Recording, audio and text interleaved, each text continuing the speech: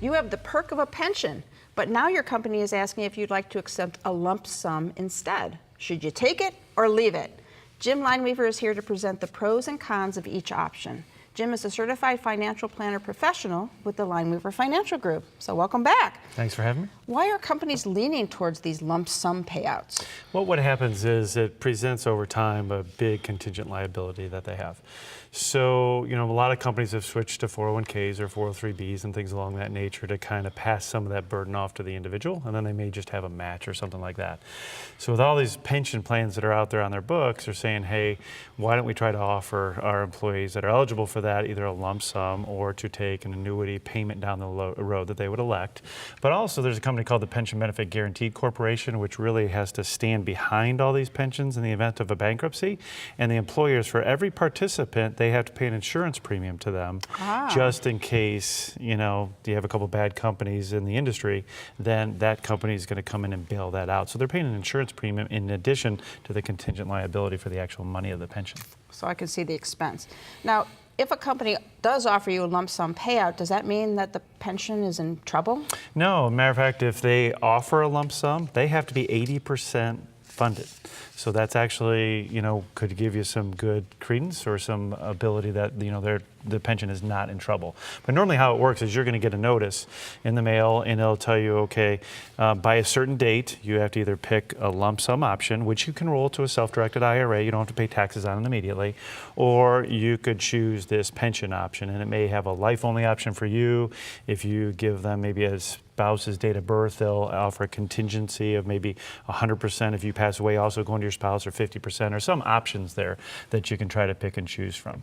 But the key is that once you make the election and it goes past that date, it's probably irreversible and you're not going to be able to make a change. It's a done deal. Yes. So what is the answer? Do we stay or do we go? Well, that's not easy. So what ends up happening is there's a lot of factors that you really have to consider. So if you're really going to look at this maybe on the lump sum side, okay, so let's say if you look at all your income sources, and I know a couple weeks ago on the show we talked about real estate and income.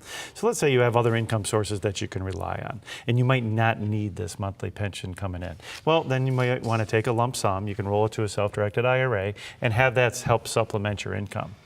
On the flip side of that, if you're having a hard time making ends meet, maybe you're not managing your money correctly, or you haven't saved enough in your lifetime, and you like the idea of like a Social Security check coming in, then a pension check would offer the same things. It gives you the flexibility of getting another guaranteed potential income stream that you can never, ever outlive for possibly you and your spouse.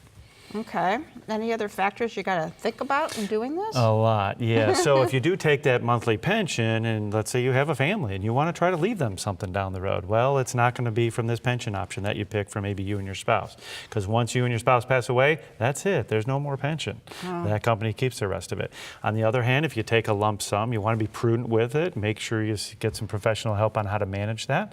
But then you have the flexibility if you don't use that asset, if it does grow over time, then what can happen is then you could leave a legacy with that asset. So quite a bit of different dynamics on how you pick and choose which one's really appropriate for you. Yeah, there's no easy answer. So any tips you've got? Yeah, one thing where we have seen mistakes where we haven't caught people soon enough or they didn't come to see us till after the fact, some people will say, hey, I'm getting a windfall. Let's just take the lump sum. And they don't realize if they're less than 59.5, they have to pay taxes and a penalty.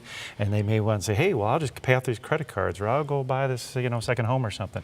Got to be very careful. Don't rob from your retirement for today's gratification. It's there for a reason. Try to keep it as a retirement resource for you so that, you can really have that comfortable retirement that you're planning for way back in the beginning. Yeah, that's why it was there at the company. Let's keep it that way when it becomes yours if you're taking it out. Exactly.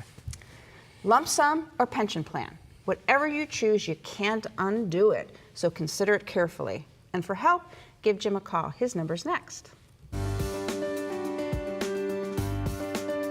To find out more, call the Lineweaver Financial Group at 1-888-313-4009 or log on to www.lineweaver.net.